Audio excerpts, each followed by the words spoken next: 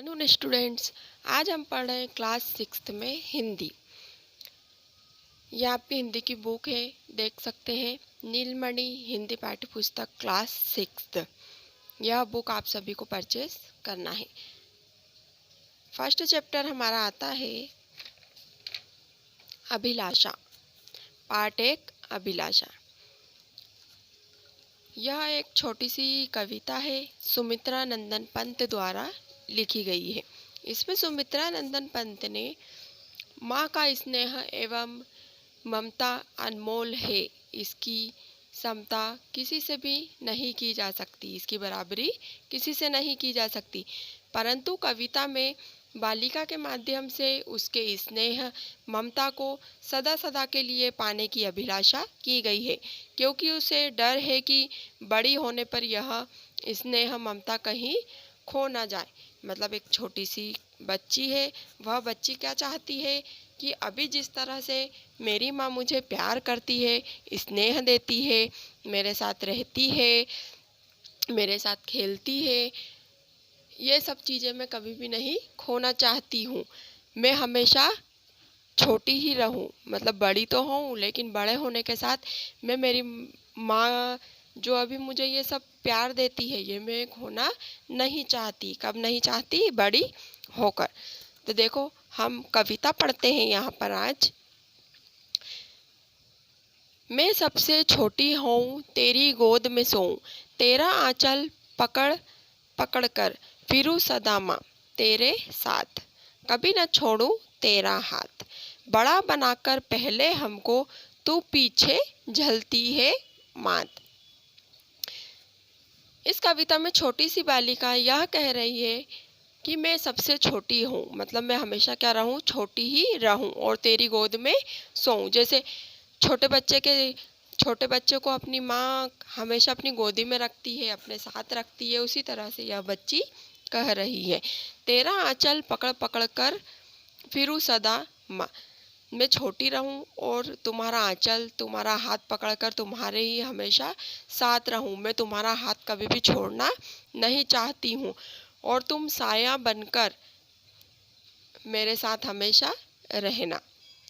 फिर दिया है, हाथ पकड़ फिर सदा हमारे साथ नहीं फिरती दिन रात, अपने कर से खिला धुला मुख धूल पोछ सज्जित कर गात, थमा खिलौने नहीं सुनाती हमें सुखद परियों की बात, ऐसी बड़ी न होऊं मैं, तेरा स्नेह न खोऊं मैं, तेरे आंचल की छाया में छिपी रहूं, निस्पृह निर्भय कहूँ दिखा दे चंद्रोदय।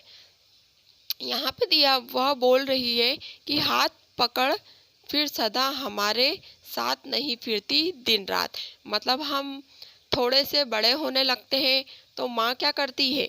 हमें छोड़ देती है, क्योंकि छोटे होने पर तो वह सब काम खुद ही करती है, हमारे हमेशा साथ रहती है।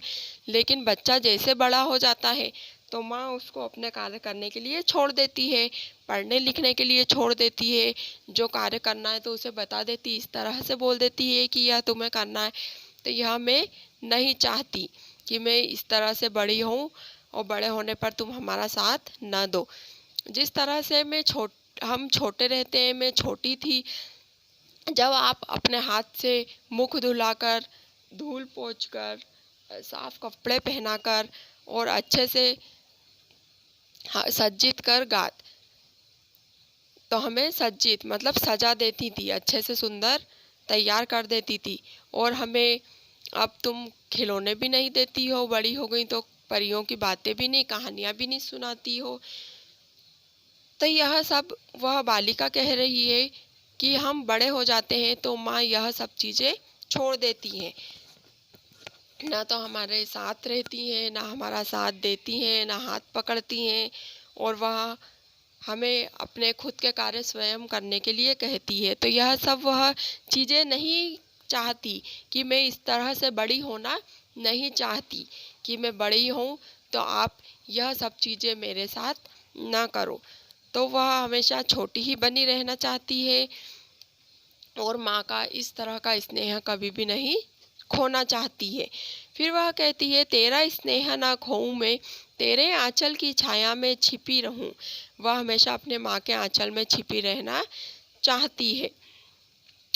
अगर उसे डर लगता है तो वह अपनी माँ के आंचल में रह सकती है और वह चंद्रोदय की तरह खिल सकती है। तो बस यही इस छोटी सी कविता में सुमित्रा नंदन पंत द्वारा एक बालिका के, वह अपनी माता और एक बच्ची दोनों के स्नेह की बातें कही गई है। तो यह कविता आज हमने पढ़ी और इसका अर्थ देखा।